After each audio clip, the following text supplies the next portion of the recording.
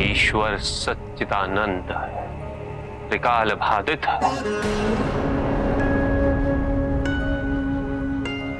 निरंतर ज्ञान के प्रकाश से प्रकाशित है, आनंद के सागर है।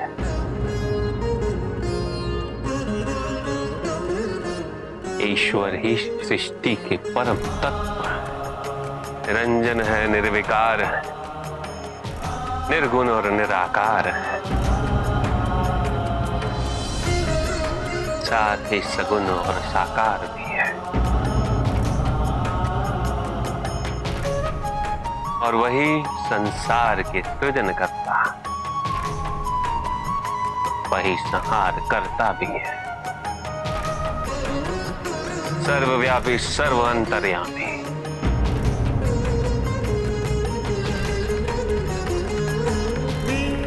और सर्व समर्थ भी है। कहिए अमात्य, क्या इस परिभाषा की तुलना एक राजा से की जा सकती? अरे बंद करो!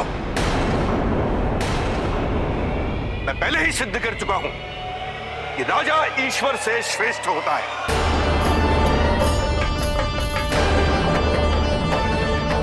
ईश्वर के बारे में जो कुछ तुमने कहा, ये सारा जग कहता है, वो एक कल्पना है, मात्र कल्पना।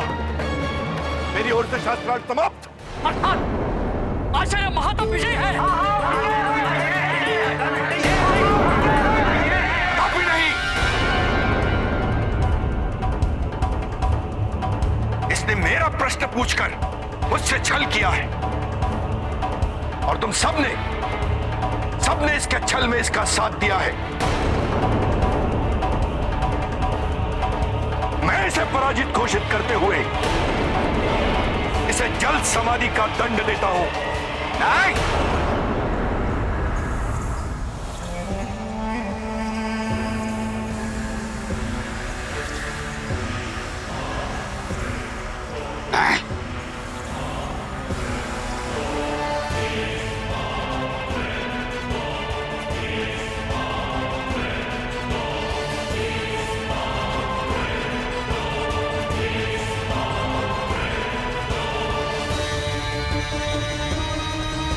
राजा कौन?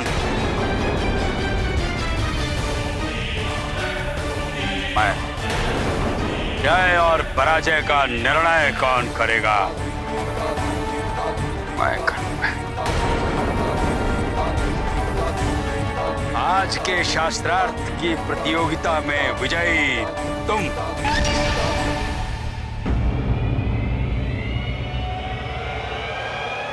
नहीं हो।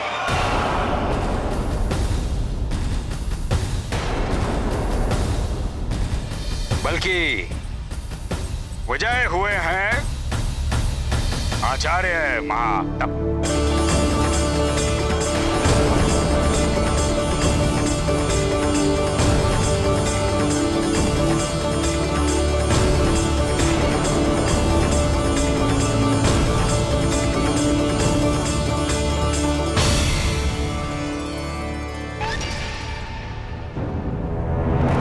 महाराज, ये क्या कर रहे हैं?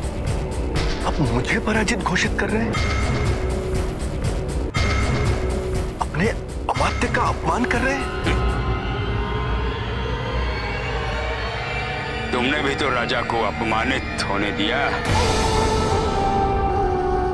अपनी बुद्धिमत्ता से सिद्ध नहीं कर पाए कि राजा ईश्वर से बड़ा होता है। अर्थात अब तुम मेरे किसी योग्य नहीं रहे। अब जल समाधि तुम्हें लेनी होगी।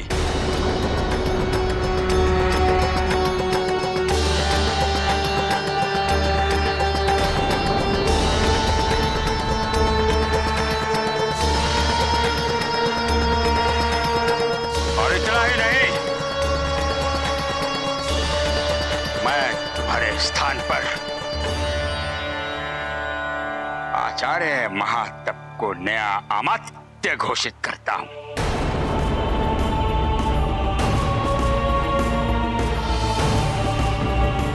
आचार्य महातप की, आचार्य महातप की, आचार्य महातप की।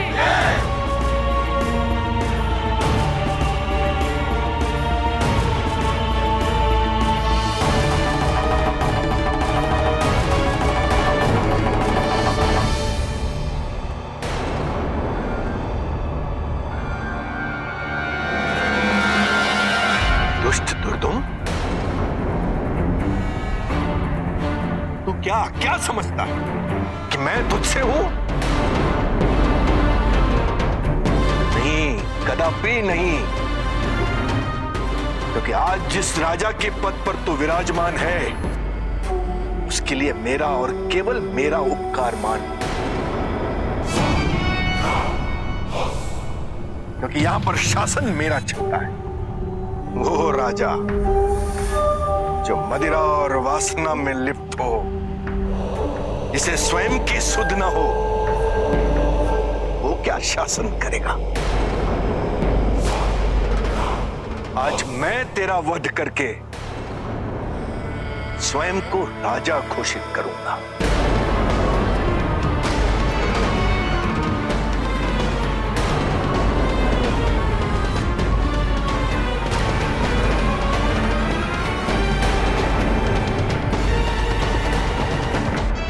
इन सैनिकों पर आश्रित मत रहना, क्योंकि आज ही के दिन के लिए मैंने राक्षस योद्धाओं को अपना मित्र बनाया। तो तुम मुझसे विश्वासघात करोगे? हाँ, जैसा तुमने किया था कई वर्षों पहले, जब हम घनिष्ठ मित्र हुआ करते थे। ज्ञान मूर्ति, मत भूलो, मैंने आजीवन तुम्हारे परिवार पर अनगिनत उपकार किया है। कभी धन की कमी नहीं होने दी तुम्हें। हाँ, किंतु तुम्हारी वास्तविकता मुझे उस दिन ज्ञात हुई, जिस दिन मेरी पुत्री ज्वर से ग्रस्त हुई।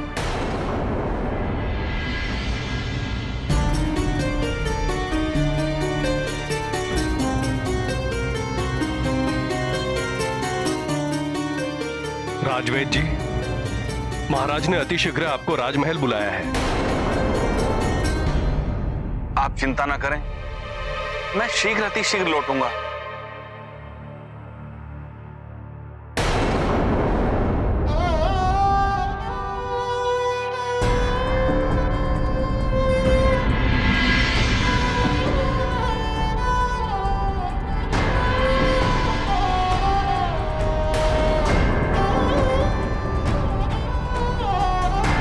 मुझे राजमहल में जानकारी दी गई कि राजवैद अभी व्यस्त हैं। वो अभी नहीं आ सकते। चिंता मत करो, मैं अभी राजवैद को लेकर आता हूं।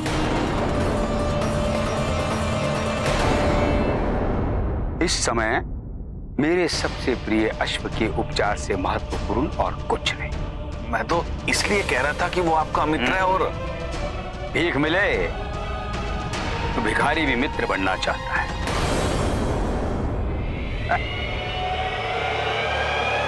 ज्ञान मूर्ति की पुत्री जिए या मरे,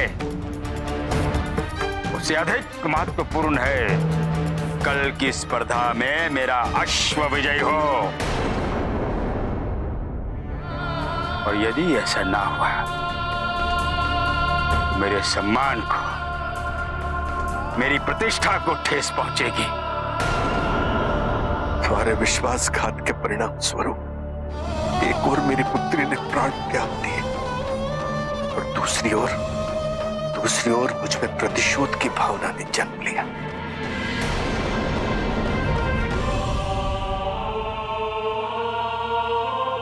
आज प्रतिशोध का वो दिन आ चुका है दुर्दुम।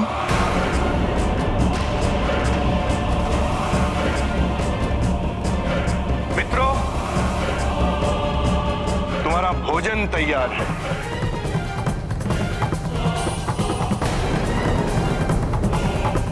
अच्छा है,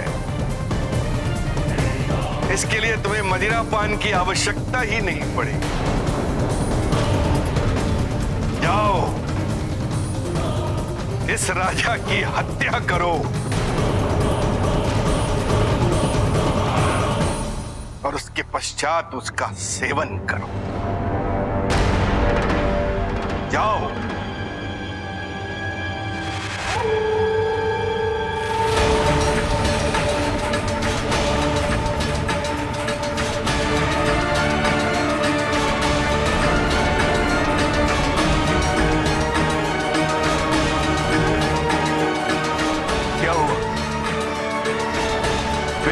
बात का है? मैंने कुछ कहा? तुम सुन रहे हो? इस राजा की हत्या करो।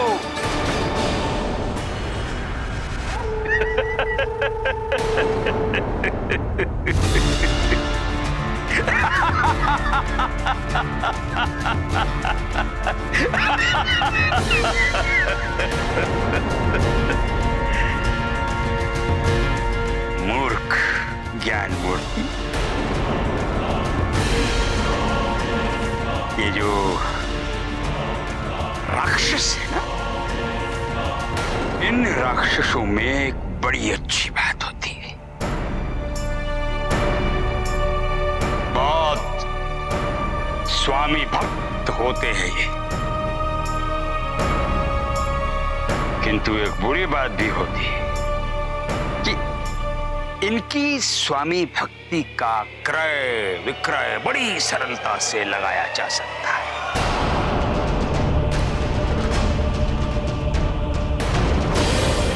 हाँ ज्ञान मूर्ति, मैं मदिरा पान करता हूं, भरपूर करता हूं, किंतु इतना मदोन्मत्त नहीं होता। तुम्हारे छल को ना समझ पाऊं।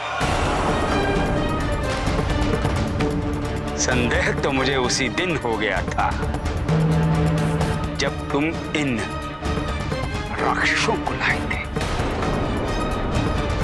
एक त्रुटि कर दी तुमने ज्ञान मूर्ति, इनका मूल्यांकन नहीं कर पाए। किंतु जब मैंने प्रस्ताव रखा तो बिना एक क्षण विलंब किए ये सब मेरे साथ आ गए। अब ये केवल मेरा आदेश मानेंगे। तुम्हें तुम्हारी पुत्री की मृत्यु का दुख है, उसे मेरे कारण खोया है ना तुमने। ठीक, तो अब मैं पिता और पुत्री का पुनर्मिलन करवाऊंगा। अब तुम्हारी होगी जल जल जल समाधि।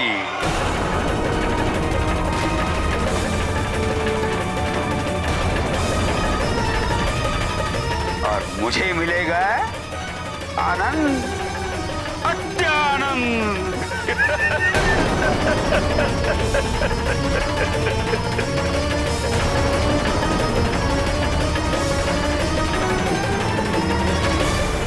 ज्ञान मूर्ति,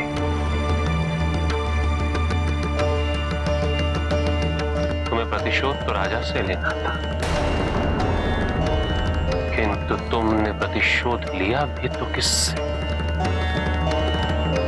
विद्वान से, बुद्धिजीवियों से। क्या सोचा था तुमने कि उससे राजा आहत हो जाएगा? कदापि नहीं। बात तो वो हुई है जिनकी तुम उपासना करते थे, तेरी सरस्वती।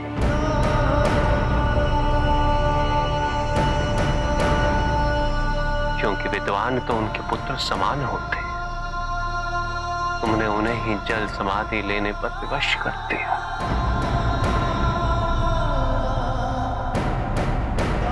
तुमने विद्या को व्यापार बना दिया। तुमने अपनी मां का अपमान किया। क्यों?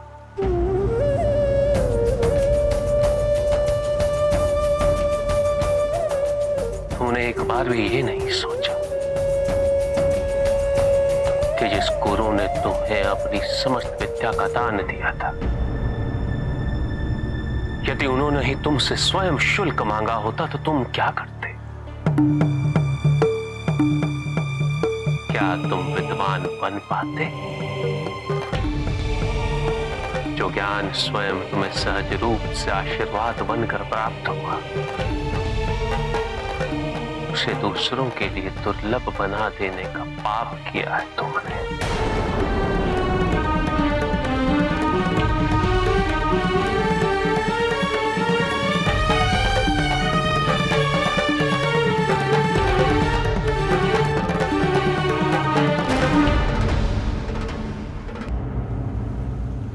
इस पाप का दंड उचित है। मैं जल्द समाधि लूंगा।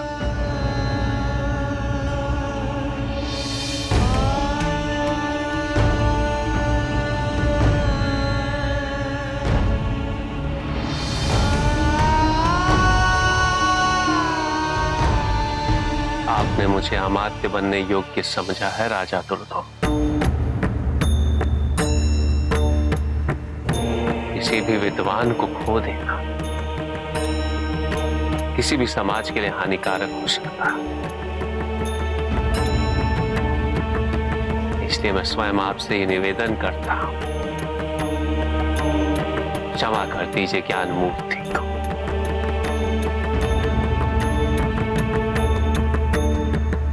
और इन्हें एक और अवसर दिया जाए कि निःशुल्क शिक्षा को प्रत्येक व्यक्ति तक पहुंचाएं।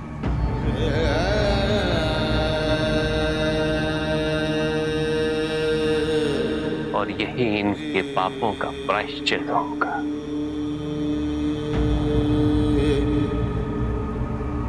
उचित।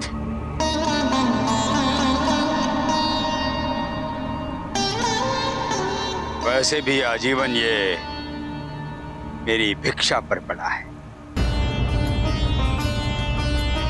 दिया,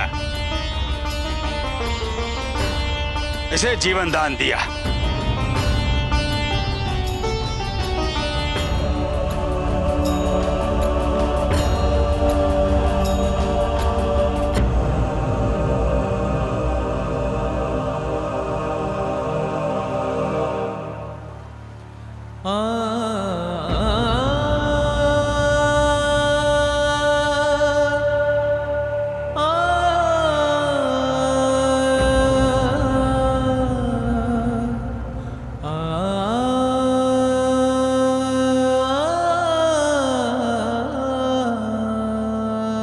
आपने क्या कर दिया महातप?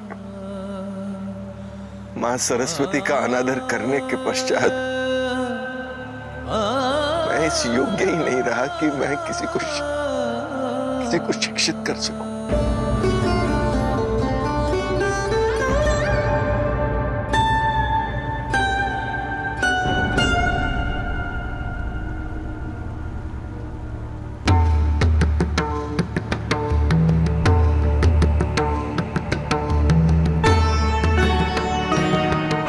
योग्य नहीं तो पुनः योग्य बनने का प्रयास तो कर सकते हैं। तेरी सरस्वती का निरादर किया है तो उनकी सेवा करके उन्हें प्रसन्न करना ये अब आपका दायित्व है।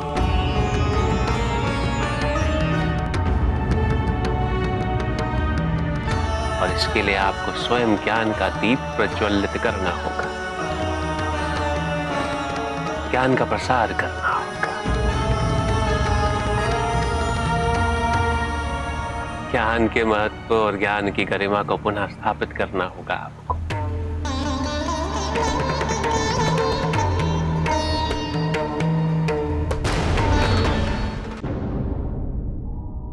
उनकी यही करुणा दयाशीलता यही दर्शाती है कि वो देवों के देव महादेव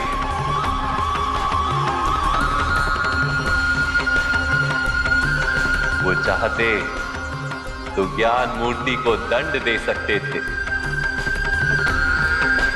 किंतु उन्होंने उनके लिए उचित मार्ग प्रदर्शित किया। उसके अहंकार का विनाश कर उसे उसकी वास्तविकता का स्मरण कराकर उसे परिवर्तित होने का अवसर दिया। देवी सरस्वती के उपासक को पुनः उनकी उपासना करनी होगी। इस शुभ कार्य हेतु अपना जीवन समर्पित कर देना आचार्य ज्ञान मूर्ति के लिए कठिन नहीं होना चाहिए, और ये मुझे पूर्ण विश्वास। कौन है आप?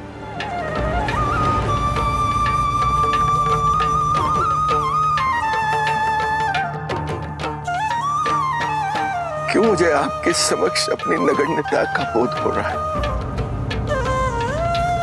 क्यों इस बात का बोध हो रहा है कि मैं एक ईश्वर के सामने खड़ा हूं?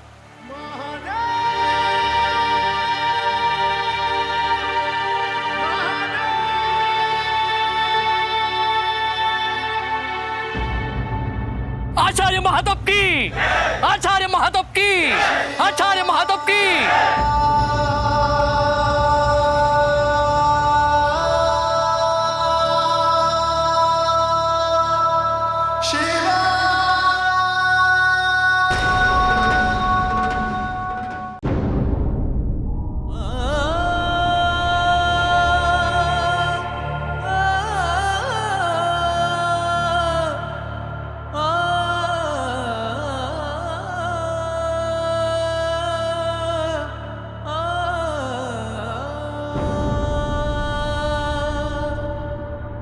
मां सरस्वती की पूजा कर इनकी पुनः स्थापना करें आचार्य महात्म।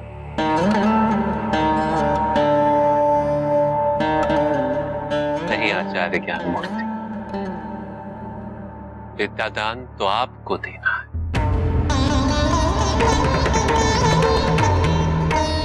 इसलिए देवी सरस्वती की स्थापना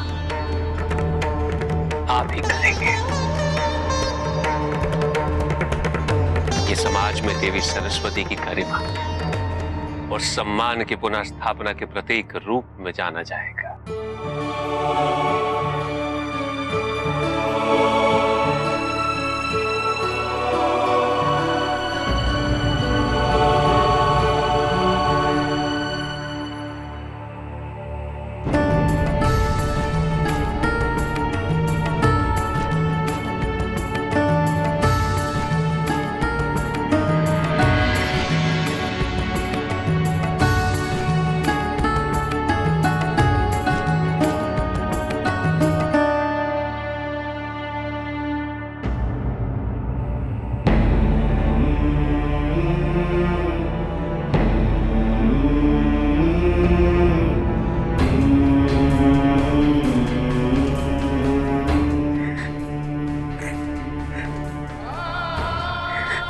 किस अधिकार से पूजा करूं मां?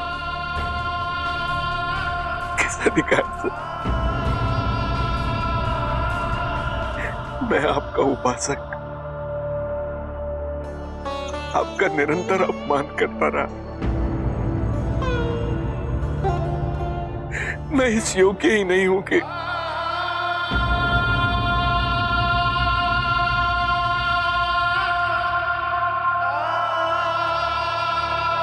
आपने उचित कहा था आचार्य, आत्मग्लानि का भार पृथ्वी के भार से भी अधिक होता है, और ये भार मैं नहीं उठा पा रहा हूं। भूल का आभास हुआ है आपको।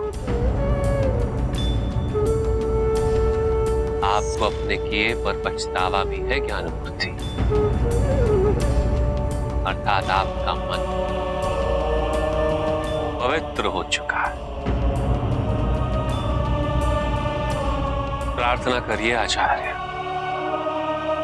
देवी सरस्वती आपको क्षमा अवश्य करेगी।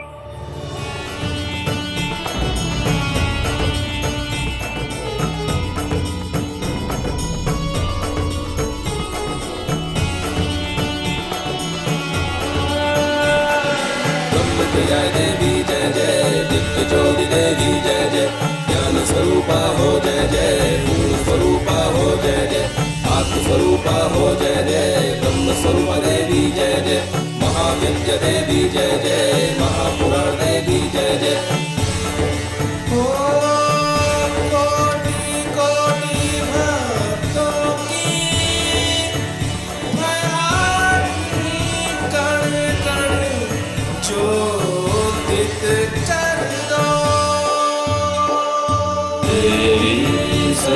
सरस्वती विद्यादायिनी देवी सरस्वती विद्यादायिनी।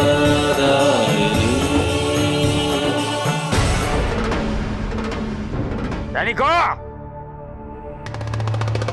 ये वो देवी गायत्री अभी तक मेरे कक्ष में क्यों नहीं आई?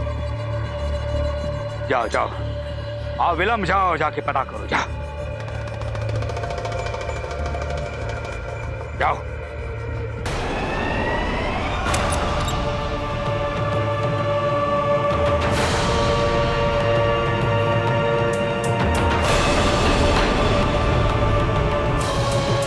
देखिए, राजा ने हमें आदेश दिया है कि देवी गायत्री को राजभवन ले आए।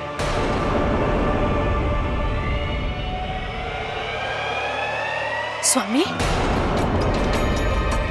स्मरण रहे, इस समय हम केवल राजा के सैनिक हैं।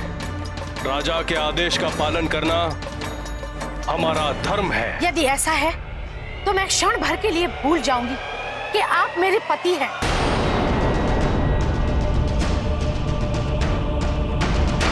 गायत्री इस राज्य की नहीं है, उसने तो यहाँ पर आश्रय लिया है, अर्थात वो हमारी अतिथि हुई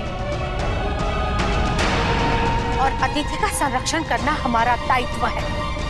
इस समय आप जिस कार्यशाला में उपस्थित हैं, वहां का अनुशासन और नियमों को निश्चित करने का अधिकार राजा ने मुझे दिया है।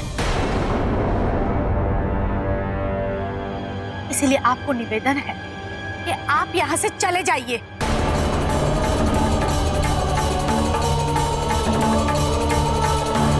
हमने कहा चले जाओ यहाँ से, चले जाओ यहाँ से। हम गायत्री पर कोई भी अत्याचार अब नहीं होने देंगे। नहीं होने देंगे। रुको, तुम सब लोग बाहर जाओ, हम बात करते हैं इनसे।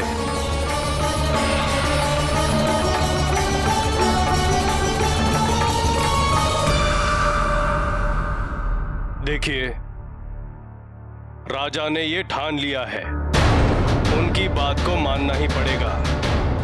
इसके अतिरिक्त हमारे पास और कोई विकल्प नहीं है।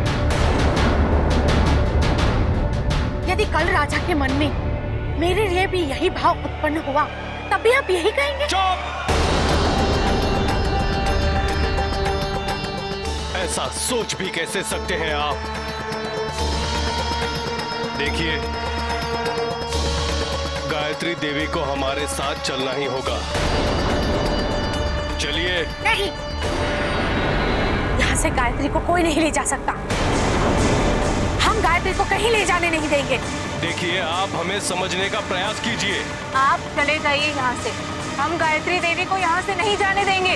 आप ऐसी मूर्खता कैसे कर सकती हैं? हमने कहा जाओ यहाँ से। देखिए, आप राजा के स्वभाव से भली भांति अवगत हैं। इसका परिणाम आप सबको भुगतना पड़ेगा। हमने कहा बाहर चले जाओ। आप मेरी बात को समझने का प्रयास कीजिए।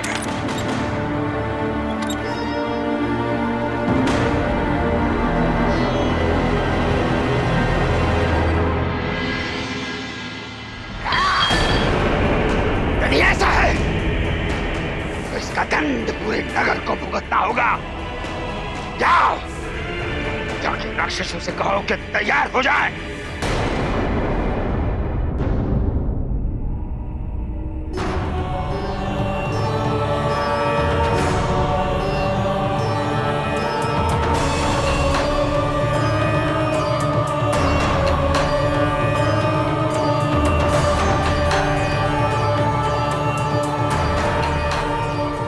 मुझे ज्ञात था मां मुझसे रुष्ट है, वो नहीं आएंगी। किंतु मैं समझ नहीं पा रहा हूं, जो देवी स्वयं शापित हैं, उन्हें हम स्थापित करने का प्रयास क्यों कर रहे हैं?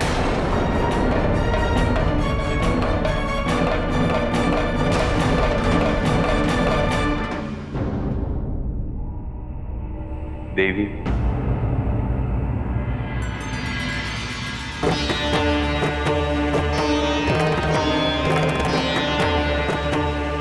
महादेव की कृपा से आपका भक्त ज्ञान मूर्ति, जो कि आपका उपासक है, उसने आपकी प्रार्थना की, आपका आवाहन किया है।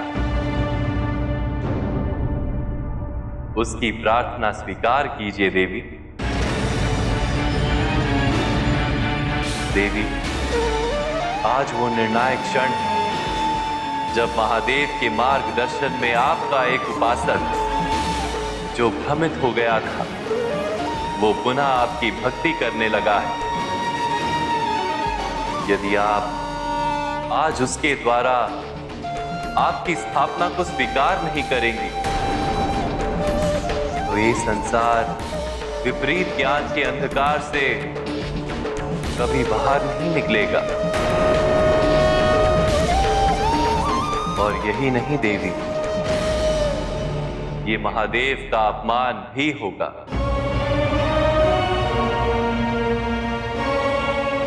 मैं जानता हूं आप उनका ये प्रयास कभी असफल नहीं होने देंगे।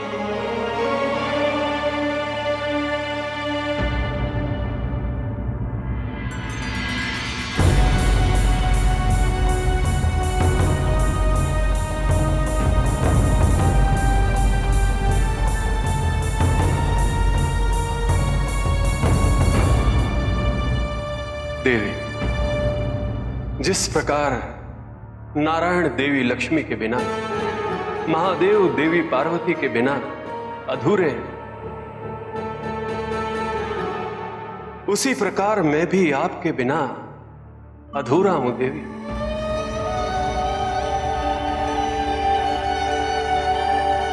मैं सृष्टि का सृजन करता ब्रह्मा अपनी इस अपूर्णता को दूर नहीं कर सकता देवी। केवल आप ही मेरी पूरक हैं। तो मैं आपको शाप कैसे दे सकता? हां, ब्रह्मा के मुख से निकला हुआ प्रत्येक वाक्य ब्रह्म वाक्य होता है। मुझसे भूल हुई देवी की उस क्षण मैंने आपके कथन का तात्पर्य नहीं समझा। आज मैं आपसे क्षमा मांगते हुए अपने उस कुवाक्य को वापस लेता हूं।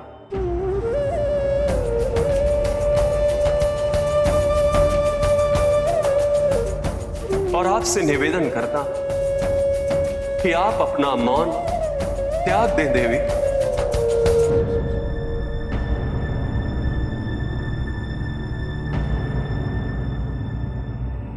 स्वामी,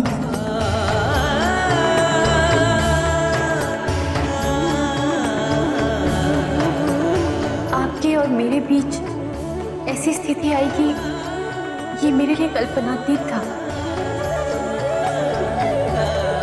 भविष्य में मैं प्रतिपल इस बात का ध्यान रखूंगी कि मैं कुछ भी ना ऐसा कहूं या करूं जिससे आपको दुख पहुंचे।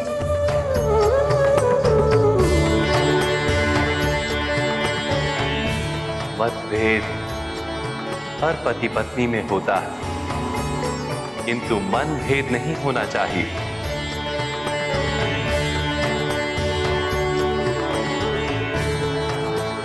मुझे प्रसन्नता है देवी कि आपने हमारा निवेदन स्वीकार किया। अब संसार में सत्य और विद्या का महत्व पुनः स्थापित हो जाएगा।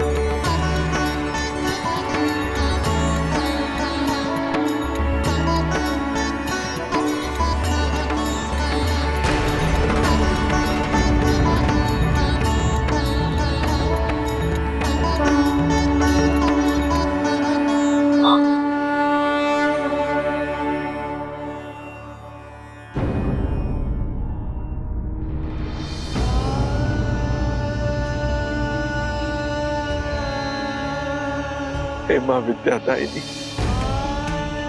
आपने दर्शन देकर अपने इस भक्त पर बहुत बड़ी दया की है। मैं जानता हूं मां, एक मां का अनादर करना एक अक्षम्य अपराध है, किंतु आपने मुझे क्षमा कर मेरे द्वारा की गई स्थापना को स्वीकार किया। इसके लिए मैं आपका सदा ऋणी रहूंगा।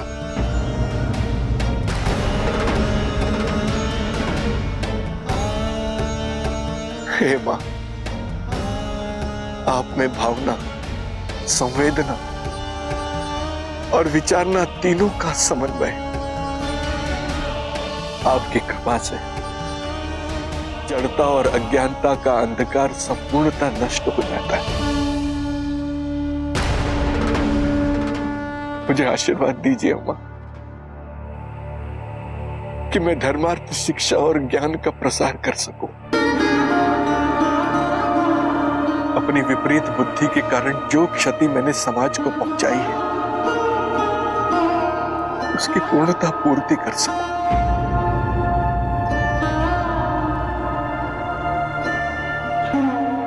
अपने शेष जीवन का प्रत्येक क्षण मैंने इसी कार्य हेतु समर्पित कर दिया है। बस आप मुझे आशीर्वाद दें। ज्ञानमूर्ति, मैं तुम्हें आशीर्वाद देती हूँ कि तुम शिक्षा की गरिमा और बौद्धिक विकास की महत्ता को जन जन में प्रसारित करोगे। तुम सदैव भय मुक्त रहोगे, तुम में दयाशीलता बनी रहेगी। तुम्हारे इस उद्देश्य में उत्पन्न होने वाली प्रत्येक बाधा का समाधान मेरी कृपा से होता रहेगा।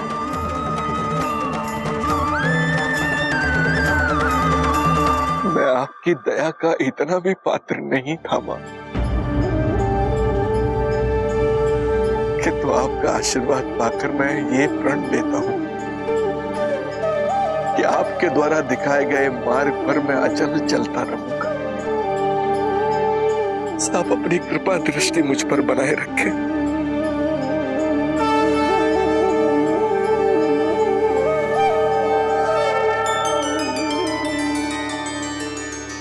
मुझे प्रसन्नता है देवी कि आपने ज्ञान मूर्ति की प्रार्थना स्वीकार कर पुनः ज्ञान और गुरुकुल की परंपरा को प्रशस्त किया है। नहीं महादेव, इसका श्रेय आपको जाता है। आपने शिक्षा और ज्ञान की महत्ता के संरक्षण हेतु ये रूप धारण कर मेरे भ्रमित भक्तों का मार्गदर्शन किया है। आपने मेरी पुनर्स्थापना करने का जो प्रयास किया है, मैं उसके लिए सदैव कृतज्ञ रहूंगी।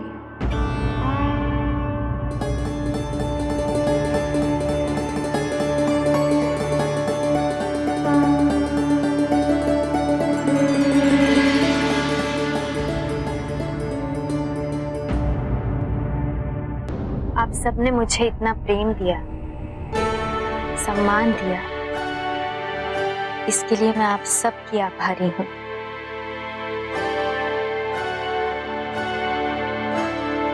किंतु मेरी आप सब से विनती है, मेरी रक्षा हेतु आप अपने प्राण संकट में न डालें। नहीं गायत्री, प्रश्न केवल आपकी रक्षा का नहीं, अपितु सभी नारियों के सम्मान का है। और ये चेतना, ये विश्वास हम में आपके माध्यम से ही जागृत हुआ है। गायत्री, चिंता मत कर, माँ आदिशक्ति हमें इस दुष्ट राजा से लड़ने की शक्ति अवश्य देगी। और मुझे ऐसा आभास हो रहा है कि इस बार स्वयं माँ आदिशक्ति हमें इस अत्याचार का विरोध करने की शक्ति दे रही है।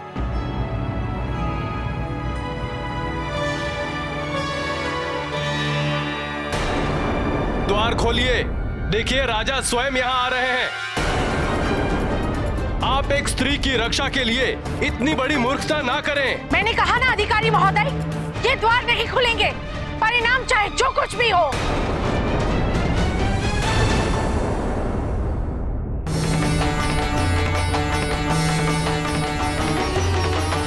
क्या हो रहा है यहाँ?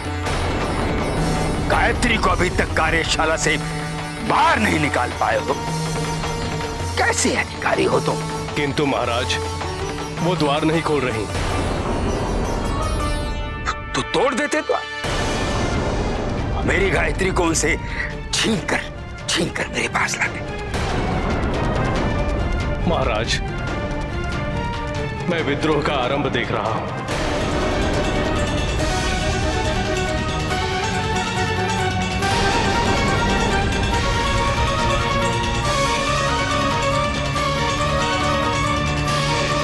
द्वार तोड़ो,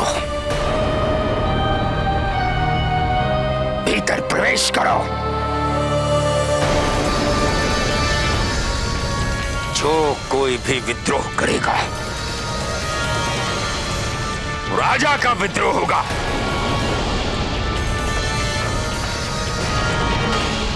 और राजा के विरोध का केवल एक ही दंड होगा,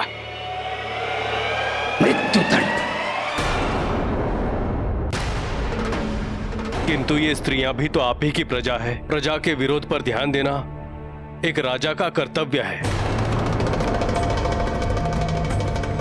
ये स्त्रियां हैं, इनका केवल एक ही उपयोग है, पुरुष का मनोरंजन करना, सेवा करना। और मैं राजा हूं, ईश्वर से भी महान, ईश्वर से भी बड़ा। मेरे द्वारा इनके शरीर का स्पर्श मात्र ही इनका सौभाग्य है। किंतु ये समझते कहां है, इसलिए इन्हें मृत्यु दो। तोड़ दो द्वार।